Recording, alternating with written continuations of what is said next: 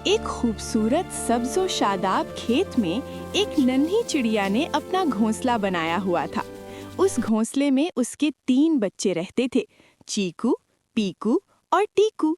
चिड़िया ने बच्चों से कहा, चलो बच्चों, घोंसला मजबूत करते हैं। जी अम्मी, हाँ हम मदद करते हैं।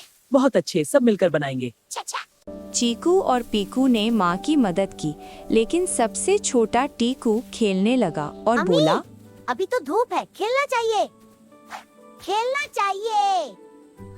चिड़िया ने मुस्कुराते हुए कहा। बेटा, खेल भी जरूरी है, मगर महफूज रहना और तैयार होना ज्यादा जरूरी है।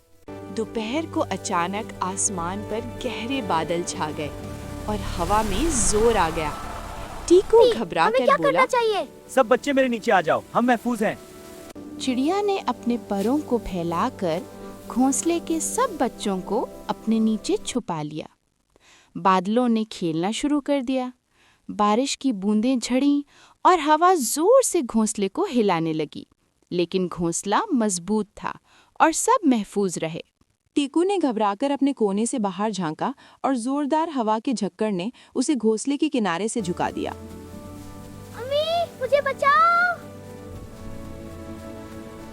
चिड़िया फौरन दौड़ी, अपनी चोंच से टीकू को पकड़कर महफूज जगह पर ले आई।